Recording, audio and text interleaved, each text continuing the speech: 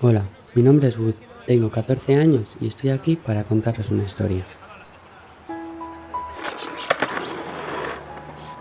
En la actualidad se estima que en el mundo viven casi 2 millones de niños y niñas menores de 15 años que tienen el virus de la inmunodeficiencia humana, el VIH, y una parte muy significativa vive en orfanatos o centros de acogida. Este proyecto que estamos empezando a generar ahora yo creo que es muy importante para ayudar precisamente a estos niños que están tan desprotegidos realmente.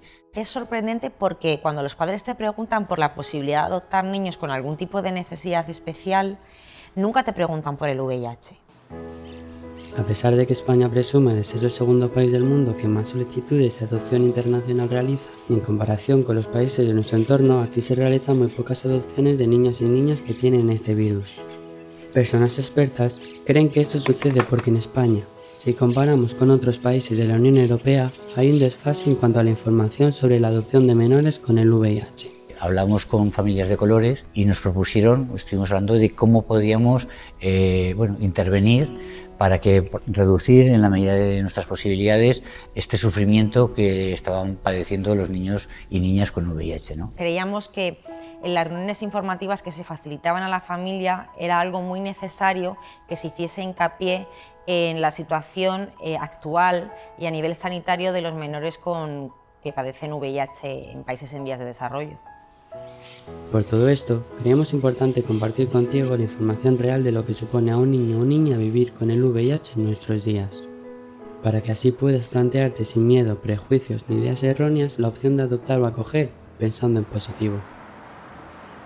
Las primeras dudas que vamos a resolver son qué es el VIH y cuál es la situación actual de la epidemia. Para ello, nos encontramos con la doctora Rosa Polo, responsable del área asistencial y de investigación del Plan Nacional sobre el SIDA. Bueno, la infección por VIH es una infección por un virus, que es el virus de la inmunodeficiencia humana, que lo que provoca es una disminución de las defensas y eso favorece que se puedan producir una serie de infecciones oportunistas, tumores y otras morbilidades que no son frecuentes en personas que no presentan este tipo de infección. Y el SIDA es cuando alguna de las infecciones que son todavía menos frecuentes aparecen en estados en los cuales ya hay una inmunodepresión muy severa, es decir, en los cuales ya se ha producido una disminución de las defensas tan importante que hace que este tipo de infecciones aparezcan.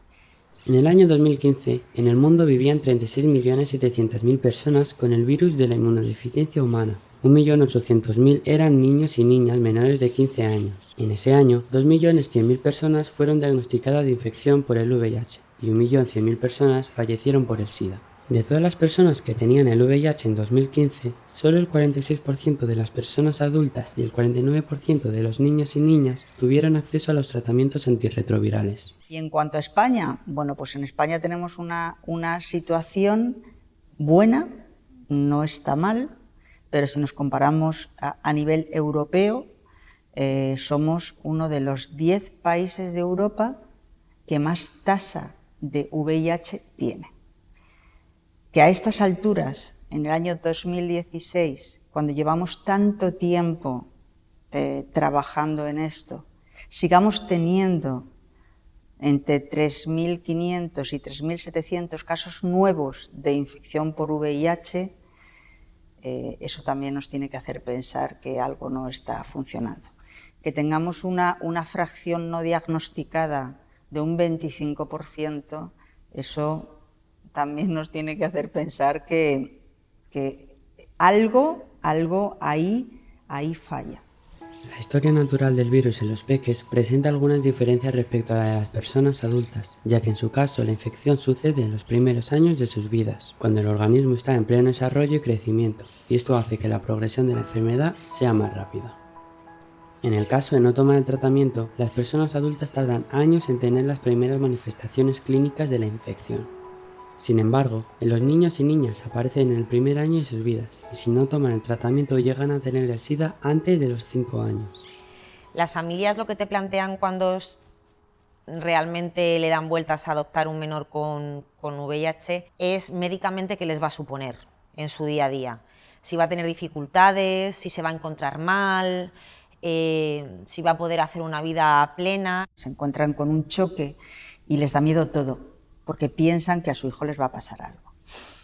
Pero yo creo que tienen que estar muy tranquilos, primero, porque en España, si algo tenemos, son profesionales fantásticos que manejan muy bien el VIH, y eso está reconocido a nivel mundial. A los niños de adopción internacional en general se les hacen muchas pruebas médicas al llegar, porque vienen de países en unas condiciones que no son las habituales, con lo cual siempre se les van a hacer muchas pruebas, con lo cual tienen que estar preparados para una batería de pruebas importante y para que en función de los resultados de esas pruebas se decida darles el tratamiento o no. En cuanto a tratamientos antirretrovirales, ahora mismo, España es un país que dispone de todos los tratamientos, de todos los fármacos disponibles para tratar el VIH.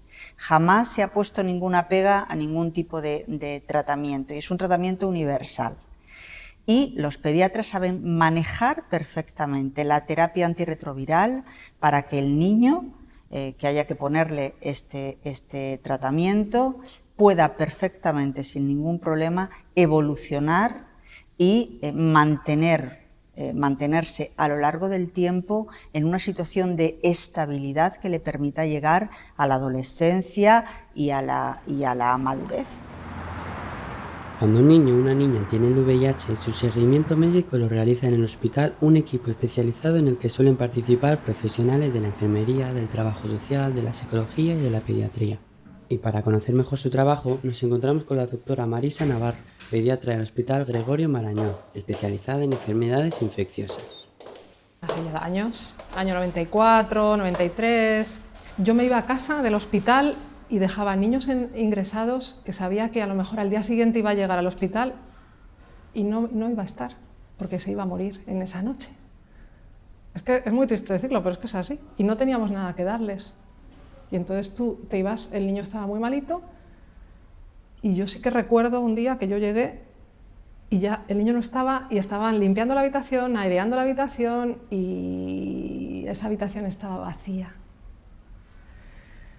Ahora no hay ni un solo niño ingresado en el hospital. Los niños no ingresan en el hospital porque tengan VIH. No ingresa nadie en el hospital porque se toman las medicaciones, vienen al hospital, se hacen sus análisis y están de maravilla. Su vida es totalmente igual y no padece más infecciones, ni tienes que pensar que ese niño le tienes que no llevar al colegio cuando hay gripe o no hacerle no dejarle hacer una determinada actividad porque puede ser peligroso para él. No va a padecer más infecciones, su vida va a ser totalmente igual que la de un niño sin VIH. No tiene que ir más al médico, al pediatra, no tiene que recibir tampoco más vacunas, más que las que se le va a indicar, ni tomar más medicamentos, ni si se constipa o tener que tomar más antibióticos que un niño que no tiene VIH. Son niños que crecen sanos y crecen, bueno, pues bien, con una familia y bueno, con el cuidado, eso sí que es verdad, de los médicos o el personal sanitario, porque al final es un equipo el que atiende a ese niño, que le indica la medicación que tiene que tomar. La medicación sí es importante. Hoy en día hay fármacos mucho menos tóxicos y no vemos la toxicidad ahora mismo de los fármacos que veíamos hace años. Son fármacos muy seguros, muy poco tóxicos, y yo creo que bueno, eso también es una realidad, una novedad y algo bastante bueno para el tratamiento que estamos empleando hoy en día en los niños con VIH. Tengo niños que se están haciendo adultos, que los estoy pasando a las consultas de adultos para que lo lleven mis compañeros de adultos, y hoy en día pues están yendo a la universidad, están siendo padres de familia, etcétera, etcétera. Yo creo que es un cambio muy importante. Doctora, según su experiencia, ¿qué es lo que más le preocupa a quienes adoptan niños o niñas con el VIH? A ellos les preocupa que ellos conozcan, conozcan que tienen la infección VIH. La revelación de la infección al hijo les da mucho miedo. Este secretismo es algo común con lo que tienen que vivir todos los menores que tienen el VIH y también sus familias. Es muy importante conocer este tema y por eso nos acercamos hasta la Fundación Lucía, en Barcelona, y hablamos con doña Pilar Garriga de cómo se pueden afrontar las dificultades que se encuentran a la hora de revelar al menor su infección por el VIH. Hola, Fundación Lucía. Un asunto que conoce de primera mano. Y charlamos tranquilamente y podemos tener una conversación. El tema de la comunicación del diagnóstico y de la aceptación social de las personas infectadas sigue lastrando en general para todas las personas que conviven con VIH, pero muy especialmente con los más jóvenes, con los más pequeños. El hecho de no poder construir la propia identidad, de no poder hablar de quién soy yo, qué ha ocurrido en mi vida, por qué mamá estaba infectada, por qué papá a lo mejor también estaba infectado, pues esto dificulta poder hablar de la historia familiar, de dónde vengo, de quién soy, por qué mi realidad es así, y de repente un buen día alguien le pone nombre a esas realidades.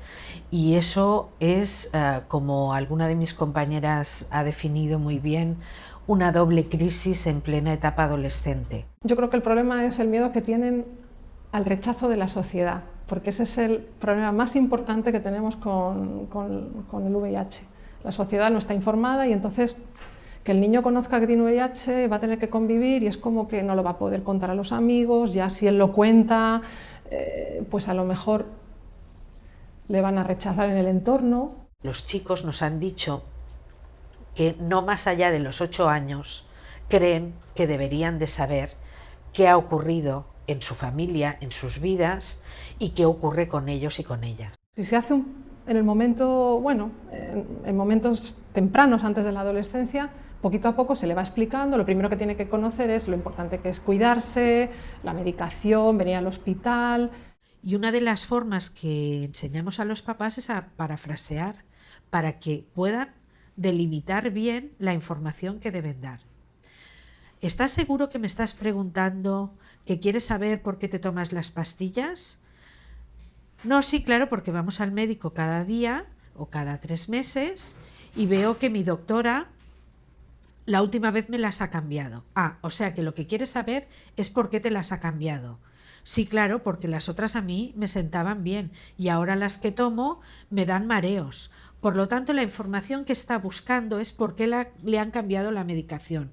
Cuidado con lo que respondemos, y eso es algo que vamos a ir entrenando, porque a veces como adultos estamos tan necesitados de explicar que nos pasamos de rosca. Les gusta que se lo cuenten sus padres. Lo que pasa es que los padres a veces no tienen toda la información o les resulta a ellos les resulta un poco como difícil porque piensan que se van a enfrentar a preguntas que les va a hacer el menor o el hijo, ¿no? Que ellos no van a saber contestar o que ellos no van a poder resolver en ese momento. Siempre me acuerdo cuando explico esto de una mamá que me explicaba que estaba haciendo sofrito cuando desde el baño el niño le dijo: ¿y mis papás dónde están? Y yo, porque le soltó toda la batería de cosas. Y ella me explicaba: no me tire el sofrito encima de puro milagro, porque claro, las prisas del baño de la noche y tal. Y hubo que parar, tomarse un tiempo y hablar y decirle: veo que estás preocupado, que quieres saber.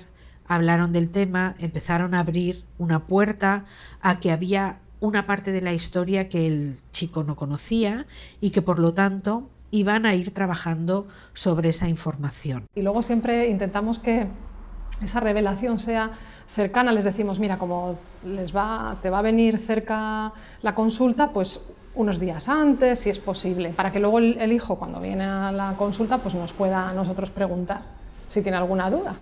Es un proceso poquito a poco y el mismo niño o niña irá diciendo mensajes de: hasta aquí llego, hasta aquí puedo entender, no me cuentes más, o sí, quiero saber más, quiero más información, porque va a seguir preguntando. Otra cosa es cómo gestionamos todo este tema de la salud y el tema de la información de la salud que tiene que llegar a la escuela. La escolarización de los hijos e hijas con el VIH puede representar una etapa difícil de gestionar para las familias. ¿Están obligadas a contarlo en el colegio? ¿Qué dice la ley sobre sus derechos? Alguien que conoce profundamente los derechos de las personas con el VIH es don Miguel Ángel Ramiro, profesor de Filosofía del Derecho de la Universidad de Alcalá.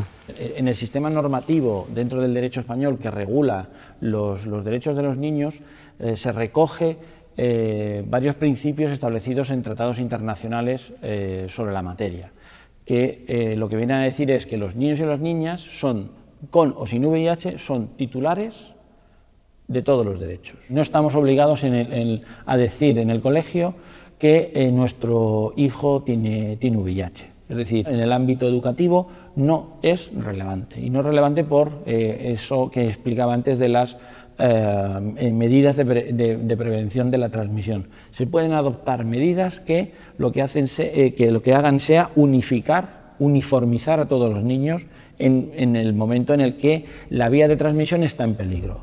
Bueno, es decir, hay que saber cuáles son las vías de transmisión. Únicamente la sangre, el semen, las secreciones vaginales y la leche materna de las personas con el VIH con carga viral no indetectable tienen una concentración suficiente de virus como para transmitirlo. Para eso es necesario que el virus penetre en el organismo a través de la sangre o las mucosas. Las vías de transmisión son la sexual, manteniendo relaciones sexuales con penetración y sin preservativo. La sanguínea, al entrar en el torrente sanguíneo, sangre con presencia del virus. Y la vía vertical, que es la transmisión de una madre a su bebé durante el embarazo, el parto o la lactancia. Vías de no transmisión: besos, abrazos, caricias, juegos, compartir momentos, o sea, compartir comidas, compartir cucharas, compartir... La discriminación muchas veces se produce por inercia. Siempre hemos preguntado, ¿no?, por ejemplo, ¿no?, es decir, en la universidad era muy típico preguntar sobre la profesión del padre. ¿Y qué tendrá que ver la profesión del padre con mi matrícula en la universidad? Bueno, pues como siempre lo hemos hecho así, pues seguimos preguntando, ¿no? Bueno, pues ante el vicio de preguntar, la virtud de no responder, ¿vale? No estoy obligado. Recuerdo un paciente que tenía que estar en un colegio interno de lunes a viernes y los padres no sabían cómo comentar en el colegio que tenía que tomar la medicación, sabiendo que era lo más importante para ese paciente. No puede abandonar la medicación ningún día, la tiene que tomar a diario. Entonces los padres nos decían que para no contarlo allí, cómo podían enmascarar las pastillas para que las tomara. Le dijimos que no las enmascarara, que era más difícil porque el niño tomaba bastantes pastillas, era en una época en que se tomaban más pastillas que ahora, ¿no? Ahora es más simple todo. Y entonces, bueno, que dijeran que tenía que tomar eso y que el problema es que tenía VIH. Entonces lo comentaron y era una plaza en un colegio concertado. Lo siguiente fue que recibieron una llamada diciendo que el niño no tenía plaza en el colegio. Una manera equivocada de protegernos, porque las vías de transmisión están definidas, las vías para prevenirnos sobre cómo contraer la infección está más que definido y demostrado, con lo cual no es necesario rechazar a niños y niñas que viven con el VIH. La falta de salud no es uno de los criterios que aparecen en el artículo 14 de la Constitución. ¿Vale? Hace referencia a otros criterios, pero no incluye la salud. Lo que ocurre es que el Tribunal Constitucional sí ha interpretado la cláusula abierta que incluye el artículo 14, que habla de cualquier otra condición personal o social, y entonces ahí ha incluido el estado de salud. Por lo tanto, no se puede utilizar la salud para discriminar.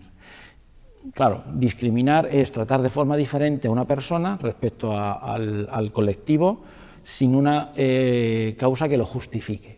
En nuestro sistema sí están permitidos los tratos diferenciados, es decir, se puede tratar de forma distinta a dos personas, ¿no? Esa idea clásica de tratar igual a los iguales y desigual a los desiguales, ¿no? Bueno, pues en unos es la igualdad y en el otro el trato diferenciado. La cuestión es saber cuándo ese trato diferenciado está justificado. Y en el ámbito del VIH lo que nos encontramos es que muchos de los tratos diferenciados no están justificados. Una vez fuimos a un colegio a hablar, hace bastante, a hablar a los profesores. Se habían enterado de que había un alumno con VIH, un niño con VIH, y entonces los profesores demandaban información sobre si ese niño en esa clase era seguro que estuviera por la salud de él y por la de sus compañeros. Entonces fuimos y nos recibió todo el colectivo de profesorado. Y fue muy curioso porque yo me di cuenta que incluso profesores que trabajan con niños este tema no lo conocen o no estaban informados. Eran cosas tan absurdas como si un niño se pincha con un compás y luego lo coge otro y se pincha con el mismo compás, ¿se puede contagiar? Así que fue realmente algo que dijimos, Dios mío, tenemos que dar más información a los colegios, más información, bueno, en todos sitios donde uno pueda informar de todo esto. Seguimos recomendando en estos momentos y después de pasado mucho tiempo que se sea cauteloso simplemente para defender los derechos de ese menor, que otro día se va a convertir en adulto y que debe de poder opinar y dirigir con quién, cuándo, cómo quiere que esa información, que es suya y privada, trascienda en su ámbito más cotidiano.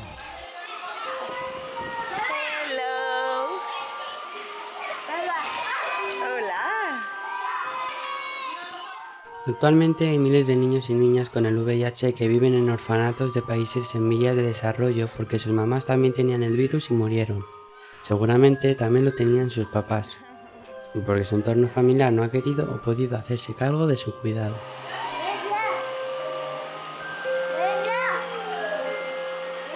Aún son demasiados los que no reciben el tratamiento antirretroviral.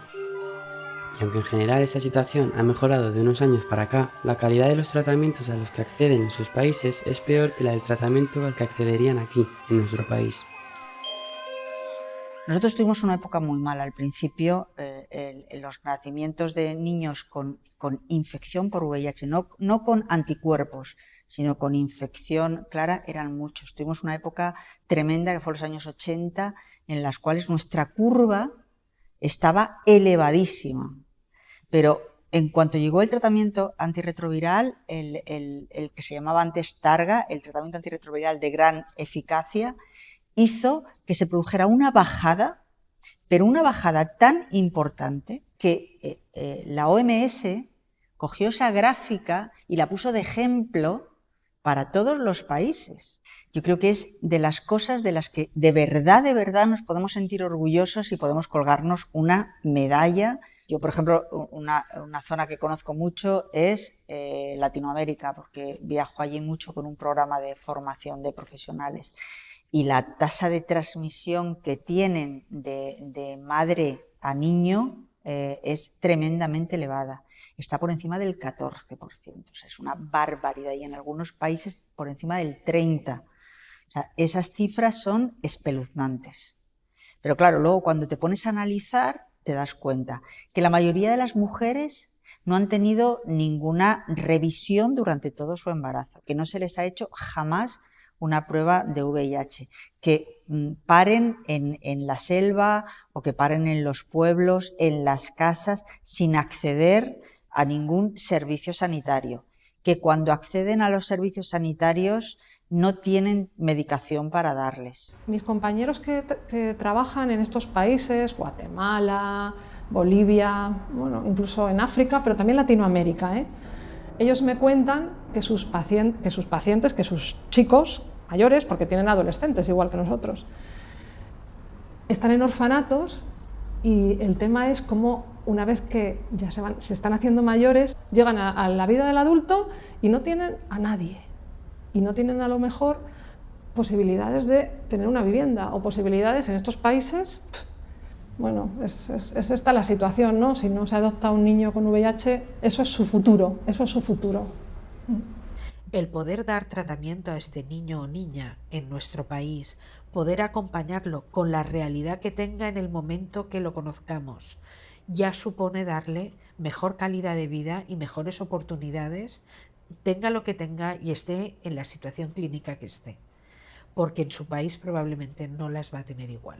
Un niño que no tiene familia siempre te pide, quiero tener una familia. A mí me lo pidieron algunos niños en los primeros años de mi carrera profesional, que no tenían padres. Doctora, llévame a casa contigo. Se te rompe el corazón porque los niños quieren tener una familia. Es que es algo como biológico, ¿no? Los padres quieren tener un hijo y los hijos quieren tener unos padres. Recuerdo el caso de un niño que, visitando su orfanato, él me comentó que se daba cuenta que las familias que venían a adoptar a otros compañeros que eran todas blancas. Él era de raza negra. Y que entonces él estaba dispuesto a tomar mucha leche si con eso conseguía aclararse y yo le conseguía una familia. Él en ningún momento pensó que el problema por el cual no conseguía familia era que tenía VIH. Ese niño, si se queda en el orfanato, bueno, no tiene tampoco las mismas posibilidades de tener una vida plena como un niño que se queda en un orfanato sin el VIH. Él creía que su problema radicaba en su edad, que no era un bebé, y en que su color de piel era diferente. Ese niño en particular me marcó, porque desgraciadamente no conseguimos encontrarle familia. Seguí esperando en un orfanato.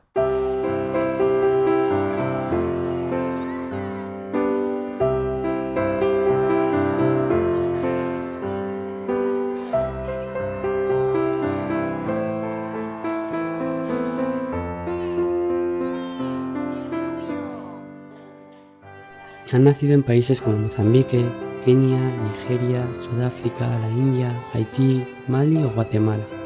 Son miles. Tienen entre 0 y 15 años. Y de mayores quieren ser bomberas, enfermeros, arquitectas, futbolistas, músicas, maestros, payasos. Un mensaje que sí me gustaría trasladar a las familias que están en este proceso de adopción de un niño o una niña con el VIH, es que el derecho les protege. El derecho no va a serles, no es el enemigo a las puertas. Que aquí tenemos todas las herramientas necesarias para tratar la enfermedad, tenemos los medicamentos necesarios, también tenemos apoyo psicosocial, que es también muy importante para los padres, ¿no? Que tengan un sitio donde expresar sus problemas, donde puedan comentar sus dudas. Les animo a que se den esa oportunidad, que dejen durante un ratito esos miedos, esos prejuicios que todos tenemos y que todos hemos tenido, y que por lo menos se informen, que merece la pena. Que debemos de preguntarnos por qué me sigo resistiendo a algo que la ciencia ya ha demostrado que no tengo por qué temer. No hay que tener miedo a convivir con personas infectadas por VIH. Y dedicarnos específicamente a que esos niños primero sean felices, que es lo más importante de todo, que crezcan sanos, aunque tengan el VIH, pero que crezcan sanos porque son nuestro futuro. Animaros, no tengáis miedo, tener un hijo VIH en vuestra casa es un regalo, así me lo dijeron unos padres que adoptaron a una niña. El regalo había sido la niña para ellos, no los padres para esa niña. Ahora que conoces mejor su realidad, quizá te hayas animado a valorar la adopción o acogimiento de niños o niñas con el VIH. Tu disponibilidad puede representar la oportunidad de sus vidas.